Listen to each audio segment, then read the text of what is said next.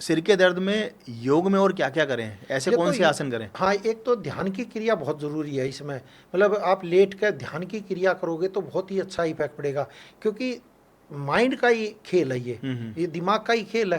भाई मन के जीते जीत और मन के हारे हार हार है। है। और मन क्या होता है, दिमाग ही मन को लगाता है। तो क्या होता है, ध्यान की क्रिया बहुत महत्वपूर्ण है। 5 ही मिनट करो, आप धीरे धीरे ध्यान करो, इससे बहुत अच्छा है। लेट के क्या करें, गहरी सांस लें, गहरी सांस छोड़ें, पूरी लंबी गहरी सांस लें, पूरी गहरी, मतलब 1 मिनट में आपको लगे कि मैं 2 या 3 सांस ले रहा हूँ। और फिर धीरे धीरे धीरे 100 से गिनती स्टार्ट करें, 99, 98, 97, मतलब ऐसे ऐसे उल्टाएं। तो ध्यान की क्रिया होगी और आपको कब मतलब हल्की सी नींद में आ गया आपको पता नहीं चलेगा, वो ध्यान की क्रिया होती है। ये भी बहुत महत्वपूर्ण है।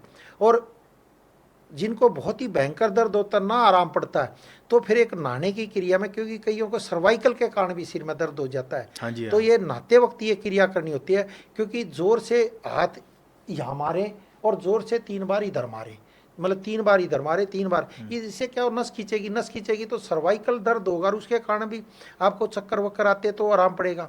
तो सर्वाइकल में भी आराम का पड़ेगा और सिर में दर्द में, फिर यहाँ पानी डाल लें, इससे बहुत अच्छा इफेक्ट पड़ेगा। और दूसरा काम क्या करें, जिनको भयंकर दर्द होता है, मतलब आप पट्टा बांध लेते हो, बहुत कर्रा बांध लेते हो, तो एक तो धारा स्नान की क्रिया करें। फिर क्या करें, लेट जाए आप, रीढ़ की हड्डी पर बिल्कुल ठंडे बर्फ़ के टुकड़े डाल लें, बर्फ़ के टुकड़े डाल लें और रीढ़ की हड्डी पर पूरी पर रख लें, मतलब, और फिर रख लें, क्योंकि रीढ़ की हड्डी भी आपकी ठंडी होगी। बहुत ही अच्छा है इससे। मतलब कई बार क्या होता है, हाई बीपी हो तब भी दर्द हो जाता है, या लो बीपी हो जाए तब भी दर्द हो जाता है। अच्छा। मतलब आपकी शुगर भी डाउन भी होगी तब भी दर्द हो जाएगा। तो उसमें दोनों में इफेक्ट पड़ेगा। तो इससे क्या होगा, जब रीढ़ की हड्डी पर आपका जब बीपी बहुत तेज हाई हो जाता है तो पैरालाइज मार जाता है हाँ जी एकदम, हाँ। तो वो स्थिति नहीं आ पाएगी। एक तो दिमाग की नसें, और क्या होता है कई बार क्लोट्स होते हैं दिमाग में, तो क्लोट भी क्या करेंगे, जब आप कोई चीज़ को बहुत तेज हिलाओगे तो क्लोट हट नहीं हाँ जाते, वो मतलब कोई चीज़ डिजॉल्व, रुक हाँ जाता। जी हाँ। तो ऐसी ही जो हवा वाली क्रिया है, ये बहुत ही ज़बरदस्त है। इसको मतलब ना का इसमें मतलब ही नहीं, मैं तो ये कहता हूँ बहुत ही अच्छा इफेक्ट देती है। जिनको डिप्रेशन है या नींद नहीं आती है, जिनको माइग्रेन दर्द रहता है, वो तो मैं कह रहा हूँ ज़रूर करें और 45 दिन में रिजल्ट ले लें। तो ये हवा वाली क्रिया, और रीढ़ की हड्डी पर ठंडी मतलब बर्फ़ की पट्टी रख के, मतलब पूरा आराम से लेट जाए और उसमें फिर ध्यान की क्रिया करेंगे तो बहुत ही अच्छा लाभ मिलेगा। जिनको मतलब एक्यूट माइग्रेन दर्द रहता है, जो सिर को फोड़ने के लिए मतलब कहते हैं भी मैं फोड़ दूँ सिर ने, इतना दर्द होता है, और ये बहुत अच्छा इफेक्ट पड़ता है। और फिर क्या होता है, ज़्यादा दर्द हो तो फिर मुल्तानी मिट्टी का लेप लगाएं, मतलब सिर पे पूरा मुल्तानी मिट्टी का लेप लगा लें, फिर 10, 20, 15, आधा घंटे बाद धो लें, वो भी ठंडी या होती है। ठंडी पट्टी रखें, उससे भी बहुत अच्छा इफेक्ट पड़ेगा।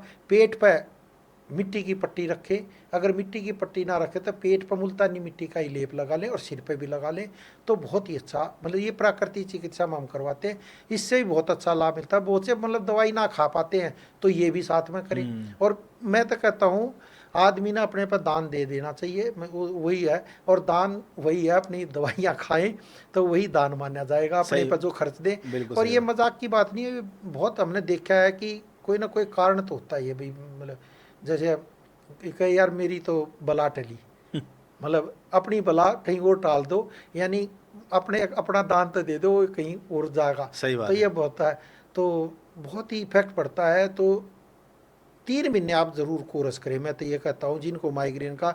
और आयुर्वेद हमारे डॉक्टरों से सलाह सकता है, या जो दूसरे आयुर्वेदिक डॉक्टर है कहीं उनसे सलाह लेकर अपना करें, और किसी अच्छे योग चिकित्सक की सलाह से अगर इसके माइग्रेन की एक्सरसाइज करेंगे तो और अच्छा लाभ मिलेगा। तो कहने का मतलब है पहला सुख निरोगी काया।